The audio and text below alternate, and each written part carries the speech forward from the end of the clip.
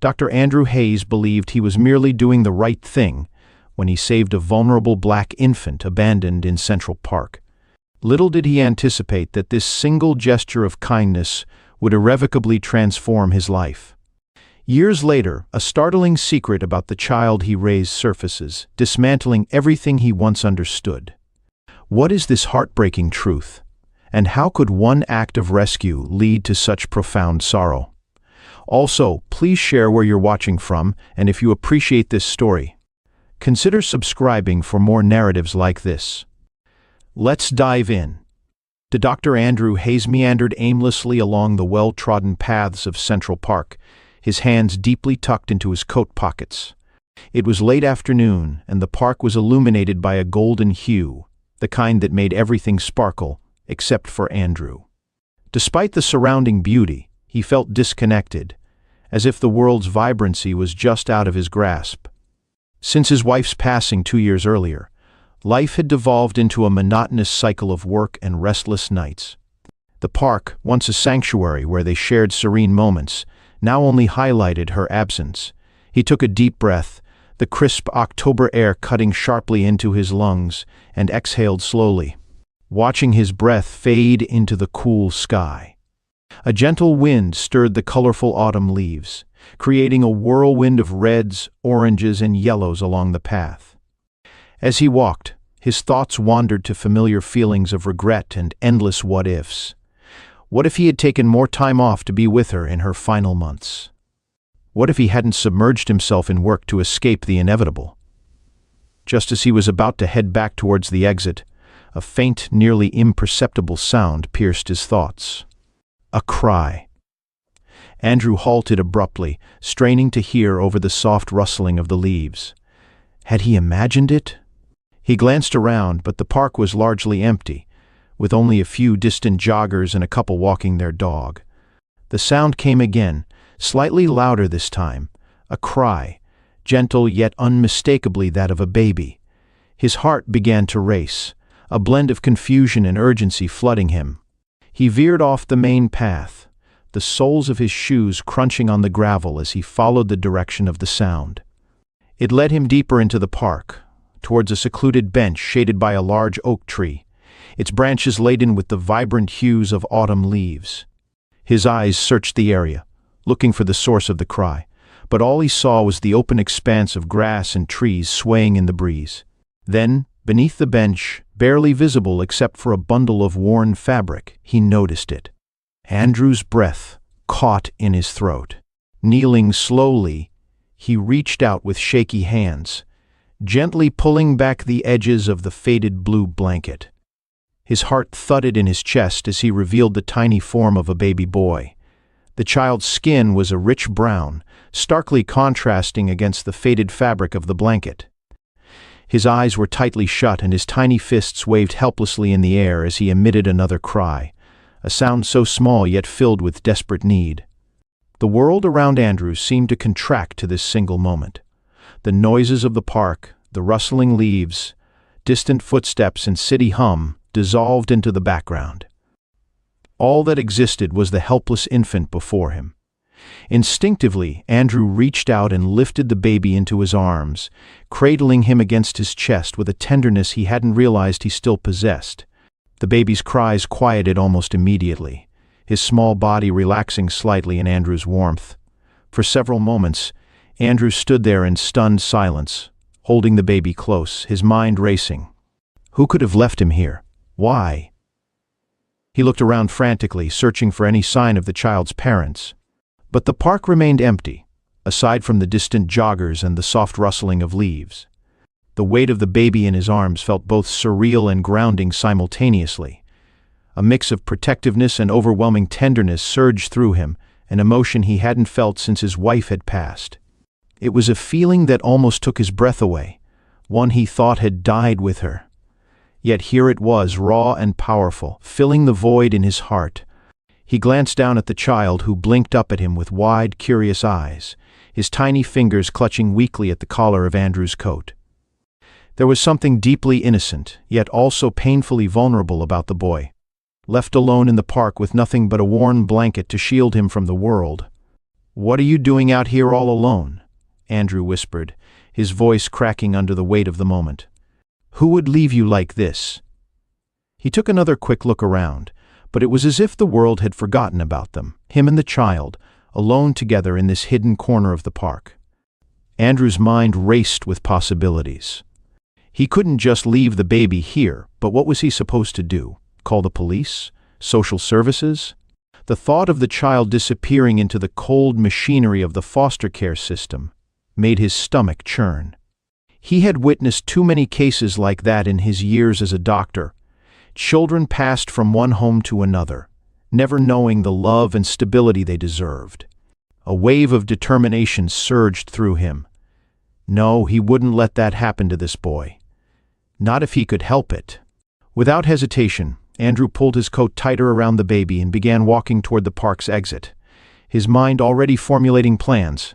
He would take the boy to Lenox Hill Hospital, ensure he was okay, and then, well, he would figure something out. One thing was clear, he wasn't about to let this child slip through the cracks. As he strode toward the city streets, the baby securely nestled in his arms, Andrew felt something shift inside him. A glimmer of purpose returning to his life. It wasn't just the baby's life that had been saved that day. Somehow, in that fleeting moment of connection, Andrew had rediscovered a piece of himself that he thought was lost forever. He looked down at the boy, now peacefully asleep against his chest, and whispered softly, "Don't worry, little one. I've got you now. We're going to figure this out together." Hours later, Andrew found himself seated in the sterile, brightly lit waiting room of Lenox Hill Hospital. His foot tapped nervously against the linoleum floor. The soft beeping of machines and the muffled voices of medical staff filling the air around him. Across the room, the nurses had whisked the baby, his baby, if he dared to think of him that way, behind the swinging doors, leaving Andrew in a state of anxious uncertainty. He leaned forward, his elbows resting on his knees, and buried his face in his hands. The weight of what had transpired was only just beginning to settle in. The baby had been abandoned, left alone in the cold, with no one but Andrew to find him. A surge of anger welled up in his chest at the thought of someone so heartless as to leave a helpless child alone in the park. Who could do something like that? And why? He shook his head, trying to make sense of it all, but there were no answers. Only questions. Andrew glanced toward the swinging doors every few seconds, waiting, hoping for some news. His mind raced with possibilities. Who was the child? Where had he come from? But more than those questions, something far more personal tugged at the back of his mind. He had always envisioned being a father one day. He and his late wife Emily had talked about it endlessly during the early years of their marriage. They had planned for it, dreamed about it, a house filled with laughter, bedtime stories, and the simple joy of watching a child grow. But fate had charted a different course. Emily had fallen ill, and the dreams of children had been quietly set aside as they dealt with hospital visits, treatments, and the grim reality of her prognosis. After her death, Andrew had abandoned the idea of fatherhood altogether, convinced it wasn't in the cards for him. The thought of raising a child on his own had seemed impossible, and the ensuing loneliness left him with little room for hope. Yet here he was, sitting in a hospital waiting room with the scent of baby powder still clinging to his jacket. A child had been placed into his arms by chance, or perhaps something more. Fate? Destiny? Andrew wasn't one to believe in such things, but the thought clung to him now, refusing to let go. Was this moment meant to happen? Was this his second chance? The doors swung open, and a nurse appeared, holding a clipboard in one hand and a reassuring smile on her face. "Dr. Hayes?" she called softly. Andrew stood immediately, his heart pounding as he approached her. "The baby is fine," she began, her voice kind but professional. "He's a little dehydrated, but otherwise, he's healthy. We've given him fluids, and he's resting comfortably now." Andrew let out a breath he hadn't realized he was holding, relief washing over him. The tension in his shoulders eased slightly, but then the nurse's next words struck him like a cold wave. "We've contacted social services. They'll be here shortly to take over." The word stung more than he expected. Social services. Of course, it was the logical next step. The system would step in, take the child, and he would be placed into foster care, possibly shuffled from one family to another. Andrew had seen it too many times, heard too many stories of children getting lost in the system, bounced between temporary homes, never finding stability. It wasn't right. This baby didn't deserve that. "Is there anything I can do?" Andrew's voice cracked as he spoke, surprising himself with the intensity of his own question. "Can I keep him?" The nurse blinked, clearly taken aback by his request. "You want TDO to keep the baby?" she repeated, her tone filled with cautious curiosity. Andrew hesitated, realizing the gravity of what he was asking. I found him," he continued, his words coming faster now. "I don't know who his parents are or why he was abandoned, but I can't just let him disappear into the system. I want to help him." The nurse's eyes softened as she looked at him, recognizing the sincerity in his plea. She set down her clipboard, her professional demeanor giving way to something more personal. "Dr. Hayes, becoming a foster parent is a significant responsibility. It's not a decision to be made lightly." "I know," Andrew replied, his voice steadying, "but I've spent years taking care of people, saving lives. I know this is different, but I also know I can provide this boy with a home. He deserves a chance at a better life." The nurse regarded him for a moment, weighing her response. "If you're serious, I can connect you with the right people to start the process," she finally said, her tone cautious but encouraging. "It's not a quick or easy journey, but if you're committed, it's possible." Andrew nodded, a sense of resolve settling over him. This wasn't just about filling a void in his own life. It was about giving this child, this abandoned boy, a real chance. Maybe this was what he had been waiting for all along. Maybe this was his purpose. The following weeks were a whirlwind of paperwork, phone calls, and interviews. Social workers visited his home, asking questions about his life, his job, and his ability to provide for a child. They inspected every corner of his apartment, ensuring it was safe, inquiring if he had plans for childcare, a support network. Andrew answered each question thoughtfully, knowing that everything he said mattered. The process was grueling and intrusive at times, but Andrew never wavered. He had made up his mind. He wasn't going to let Elijah, yes, Elijah, he had already started calling the baby by the name that felt right, slip away. His medical career helped in some ways, giving him credibility as someone who understood the gravity of taking care of another human being. But being a doctor didn't equate to being a parent. He had to prove that he could provide the love, stability, and emotional foundation that Elijah would need. Each time a social worker visited, Andrew felt the weight of their judgment. He knew they were watching, evaluating, waiting to see if he would falter, but he didn't. Instead, he found himself becoming more and more certain with each passing day that this was the right decision. Finally, after weeks of waiting, the call came. Andrew was at work when the phone rang, and his heart raced as he answered. The voice on the other end, a social worker he had grown familiar with, delivered the news he had been hoping for. "Dr. Hayes, I'm happy to tell you that you've been approved as Elijah's foster parent." Andrew barely heard the rest of the conversation. Relief, joy, and disbelief surged through him all at once. "It's real," he thought, his hands trembling slightly as he gripped the phone.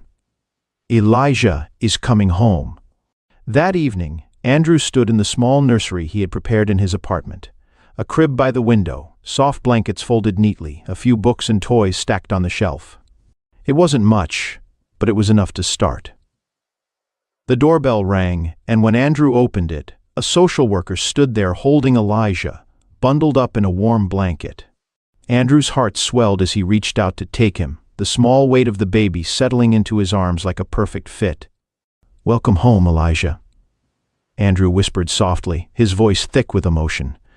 He looked down at the baby's peaceful face, and for the first time in a long time, Andrew felt a sense of peace, too. This was the beginning of something new, something extraordinary. The early days with Elijah were a whirlwind. Andrew had never imagined how drastically his life would change, even with all the preparation he had done.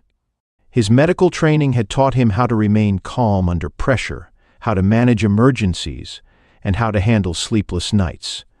But nothing could have prepared him for the emotional weight that came with caring for this tiny, helpless boy. Andrew had been accustomed to late nights in the hospital, often staying on call for emergencies, but there was something profoundly different about the stillness of his apartment at 2 a.m., with Elijah's tiny cries echoing through the quiet. The world outside seemed far away, just the two of them, alone in the dim light of the nursery. Elijah's cries would start out as small whimpers, growing louder and more desperate until Andrew scooped him up, cradling him in his arms, whispering soft reassurances that neither of them fully understood. The first few nights had been an adjustment, to say the least. Andrew found himself fumbling with bottles in the kitchen, pacing back and forth across the living room to soothe the baby, his medical expertise offering little comfort in the face of Elijah's constant needs. The exhaustion was real, but so was the joy that came with it. Each time Elijah quieted, settling against his chest with his tiny hand gripping Andrew's shirt, Andrew felt a surge of love that was both unfamiliar and overwhelming. In those quiet moments, Andrew realized something that took him by surprise. Elijah was filling the empty space left by Emily's death. The loneliness that had once gripped him, that hollow ache he had carried for so long, began to soften. He still missed his wife, he always would, but caring for Elijah gave him a new purpose. He no longer came home to silence. He no longer went through his days in a daze of grief. Instead, his thoughts were filled with the well-being of the little boy now at the center of his world.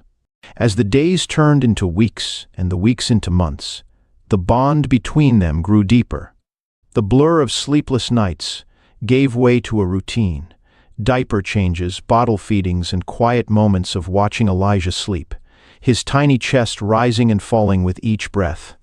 Andrew found himself looking forward to their time together, even the challenging parts. Elijah's coos and giggles were like music, filling the once empty apartment with sounds of life. And then, one evening, it happened. Andrew was sitting on the floor of the living room, surrounded by a mess of soft blocks and stuffed animals. Elijah, now crawling with determination, was babbling to himself, his chubby hands reaching for a toy lion. Andrew watched, his heart swelling with pride at how far the little boy had come in such a short time. But what came next took Andrew completely by surprise. "Dada," Elijah said, his voice soft but clear. Andrew froze, his breath catching in his throat. Did he just say? Elijah looked up at him, a wide grin spreading across his face as if he knew exactly what he had just done. "Dada," he repeated, louder this time, his little arms reaching out towards Andrew. Tears welled up in Andrew's eyes before he could stop them. He had been called doctor for years, a title that had always carried a sense of pride and accomplishment. But hearing "Dada" come from Elijah's lips was something else entirely. It was a title he hadn't expected, one he hadn't realized he needed so desperately. Andrew scooped Elijah into his arms, holding him close as tears spilled down his cheeks. "Yes, buddy," he whispered, his voice thick with emotion. "I'm your Dada." The months passed, and Elijah grew from a baby into a curious, adventurous toddler. Andrew watched in awe as Elijah hit each milestone, his little personality emerging with every new discovery. First, there were the wobbly steps, tentative at first, as Elijah gripped the edge of the coffee table for balance. Andrew stood a few feet away, his arms outstretched, encouraging him softly. "You can do it, Elijah. Come to Dada." With a look of pure determination, Elijah let go of the table and took his first unsteady steps toward Andrew. One step, then two, and then he stumbled, falling into Andrew's waiting arms. They both burst into laughter, the sound filling the apartment, and for the first time in years, Andrew felt a sense of completeness. As the years rolled on, fatherhood transformed Andrew in ways he hadn't anticipated. His apartment, once pristine and meticulously organized, was now littered with toys, picture books, and colorful artwork taped to the walls. And yet, it never felt more like home. The once silent rooms were filled with Elijah's laughter, his excited babbling, and the thump of little feet running across the floor. Weekends became their special time. Andrew made sure to clear his schedule, dedicating every Saturday to adventures with Elijah. The Bronx Zoo quickly became one of their favorite spots. Andrew would lift Elijah onto his shoulders, letting him get a better view of the towering giraffes and the playful monkeys. Elijah's eyes would widen in wonder, his small hands gripping Andrew's hair as he leaned forward to get a closer look. "Lions, Dada. Lions," Elijah would shout, pointing excitedly at the enclosure. Andrew would chuckle, his heart swelling with pride at the pure joy in his son's voice. They'd spend hours at the zoo, exploring each exhibit, and Elijah's fascination with the world around him never seemed to wane. Andrew would often catch himself staring at the boy in awe, wondering how he had gotten so lucky to have this little soul in his life. Basketball at the neighborhood court became another cherished tradition. Andrew, once an avid player in his college days, found himself teaching Elijah how to dribble the ball, though the boy was far more interested in chasing it around the court than learning any real technique. Elijah's infectious giggle echoed through the park as he tried to mimic Andrew's moves, the ball bouncing between his tiny hands. No matter how exhausted Andrew was from work, those moments together were enough to recharge him. Elijah had a way of making everything seem lighter, brighter. And then there were the quieter moments, the times when the hustle and bustle of the city faded into the background, and it was just the two of them at home. Andrew would tuck Elijah into bed each night, reading him stories from well-worn picture books, their voices mingling as they recited the words they both knew by heart. "Good night, stars. Good night, air," Elijah would say sleepily, his small voice drifting off as Andrew closed the book and kissed his forehead. In those moments, Andrew would linger by the door, watching as Elijah's eyes fluttered shut, his breathing slowing into the peaceful rhythm of sleep. The apartment, once a place of sorrow and loss, was now filled with warmth. It wasn't about what Andrew had lost anymore. It was about what he had gained. Elijah wasn't just a child he had taken in. Elijah was his son, in every way that mattered. For Elijah, Andrew was the only father he had ever known. And for Andrew, fatherhood had become the greatest gift, one he hadn't realized he needed, but one he would cherish for the rest of his life. By the time Elijah turned 13, the bond between him and Andrew had become as strong as any biological tie. Their lives had fallen into a familiar and comforting rhythm, full of the rituals and routines they had built together over the years. Every Saturday, they could be found at their favorite park, throwing frisbees or shooting hoops until the sun dipped low in the sky. Movie nights were sacred. Andrew would pop the popcorn, Elijah would pick the movie, and they'd sit on the couch for hours, laughing, groaning at the cheesy dialogue, or debating the merits of the latest superhero blockbuster. And no matter how old Elijah got, Andrew still read to him some nights, his voice soft as Elijah drifted off to sleep. These small moments had created an unshakable bond between them, one that Andrew thought would never be questioned. But as Elijah entered his teenage years, the simple joy of childhood gave way to a new kind of curiosity, one that left Andrew both proud and terrified. It started with small, almost innocuous comments, questions that seemed harmless at first, but carried a weight Andrew wasn't ready to confront. Elijah had always known he was different from Andrew. His skin was darker, his curls tighter, his features a clear contrast to Andrew's pale complexion and straight brown hair. But for years, those differences hadn't mattered. Elijah had never asked why, and Andrew had never felt the need to explain. But now, as Elijah entered adolescence, the world around him began to highlight those differences in ways that Andrew couldn't protect him from. It started with strangers, a waitress at a diner who commented, "You two don't look alike, but I can see the love," or a passerby who gave a curious glance when Elijah and Andrew walked side by side in the city. And then there were the kids at school, who weren't always as tactful. Elijah had never mentioned any of it, but Andrew could sense something shifting. The questions were bubbling to the surface, and it was only a matter of time before Elijah would ask the one question Andrew had been dreading for years. One evening, after a particularly quiet dinner, Elijah sat across from Andrew, absent-mindedly pushing the remnants of his spaghetti around his plate. Andrew glanced up, sensing the tension in the room. Elijah wasn't his usual chatty self, and Andrew could feel the weight of something unsaid hanging between them. "Elijah?" Andrew said gently, putting down his fork. "You okay, buddy?" Elijah hesitated, his gaze focused on his plate. Andrew could see the conflict in his eyes, the way his brow furrowed in deep thought. Finally, Elijah looked up, his voice soft but steady. "Dad," he began, the word carrying more weight than usual, "why don't I look like you?" Andrew felt his heart sink, the moment he had both anticipated and feared finally here. He had always known this question would come, but no amount of preparation made it any easier. His stomach tightened as he searched for the right words, trying to balance the truth with the love that had defined their relationship. Andrew took a deep breath, steadying himself before speaking. "Families come in all shapes and sizes, son," he said gently. "What matters most is the love we share, not how we look." Elijah nodded slowly, but Andrew could tell that wasn't enough. The curiosity, the confusion, none of it was going away. Andrew's answer, though honest, didn't satisfy the deeper question Elijah was really asking. Elijah wanted to know why. Why he didn't look like Andrew. Why he wasn't like other kids who resembled their parents. Why their family felt different.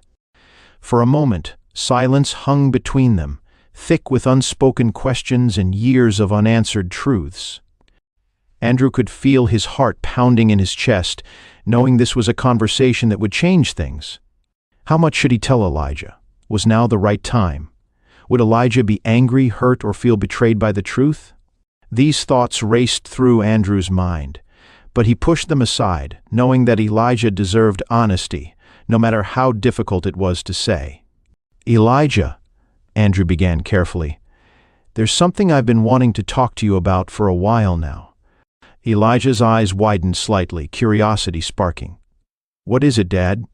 His voice was cautious, like he sensed that something important was coming. Andrew swallowed the lump forming in his throat. "When you were a baby," he said slowly, "I found you, in Central Park. You were just a few months old, and you had been left there, abandoned." Elijah's face shifted from curiosity to confusion, then to something Andrew couldn't quite read. He was listening intently, hanging on every word.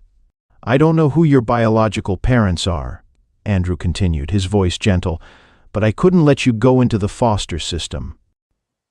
I decided to take you in, to be your foster father. And after a while, you became my son, not by blood, but by love." Andrew watched as Elijah processed the information, his brows knitting together as the weight of the truth settled over him. For a moment, neither of them spoke. Elijah's fork clattered against the plate as he let it fall, pushing his chair back slightly. "So, I'm not your real son?"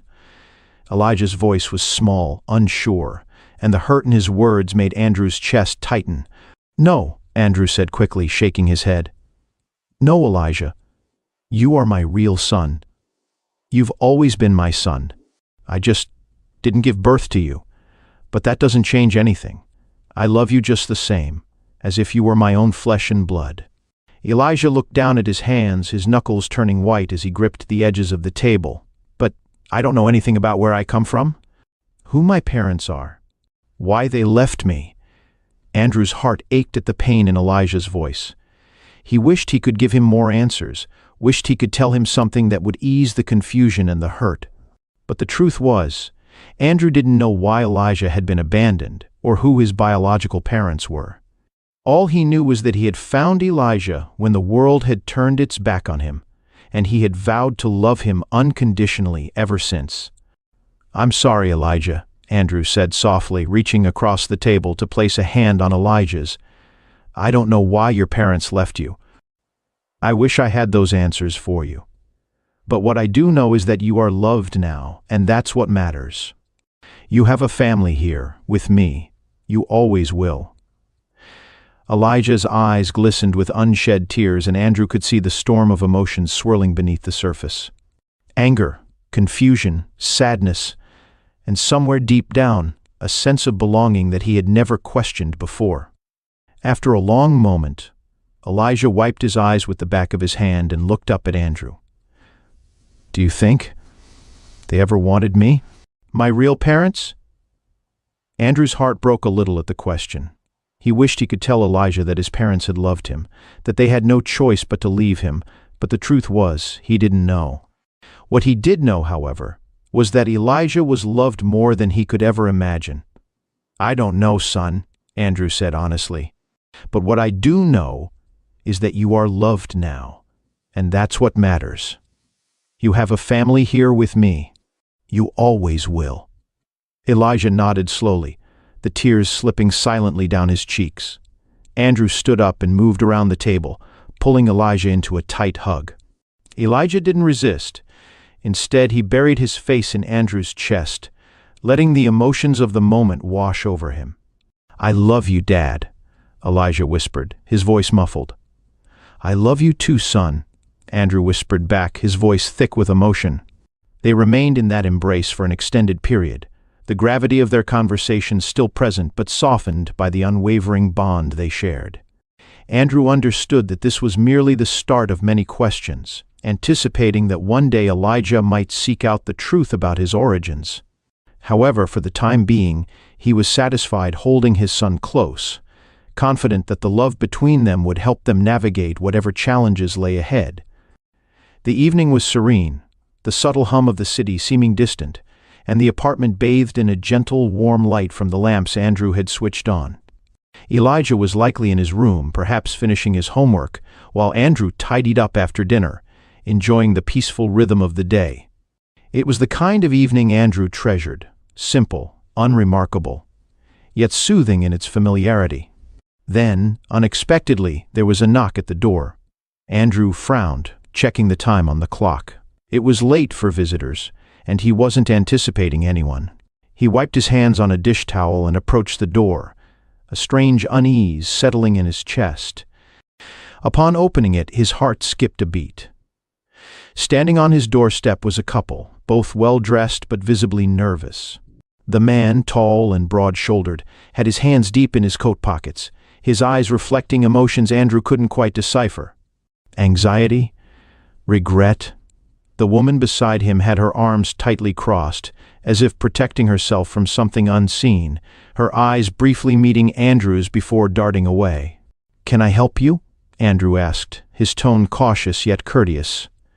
The man cleared his throat, taking a step forward. "Dr. Hayes?" His voice wavered slightly, betraying the tension he was attempting to conceal. "I'm Matthew Cooper, and this is my wife, Sarah." Andrew felt his pulse quicken. Something about the situation felt off. "Yes, I'm Dr. Hayes," he replied slowly, his curiosity piqued. "What brings you here?" The couple exchanged a glance, seemingly deciding who would deliver the news. It was Sarah who finally spoke, her voice soft but laden with emotion. "We're Elijah's biological parents."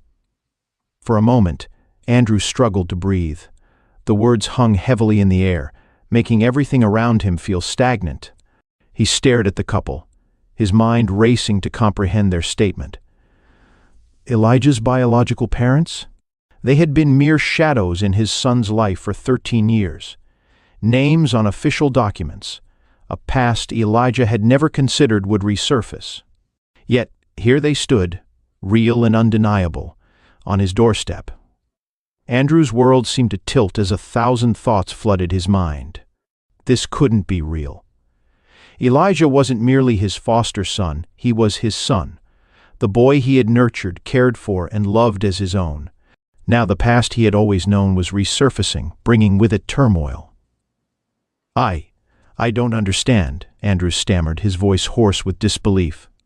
"You left him." Matthew's expression tightened, a shadow of guilt crossing his face. "We didn't have a choice," he replied quietly. "We were homeless. We had nothing, no food, no shelter, no means to care for him. Leaving him in the park was the hardest decision we've ever made, but we believed it was the only way to give him a chance. Sarah's eyes welled with tears as she continued. We thought, if someone found him, he'd have a better life than we could provide. We never stopped thinking about him, never stopped wondering where he was or if he was safe. Andrew's breath came in shallow gasps as he tried to process their words. Memories of that day in the park flashed before him, finding Elijah wrapped in that faded blue blanket, feeling an overwhelming sense of protectiveness that had never faded.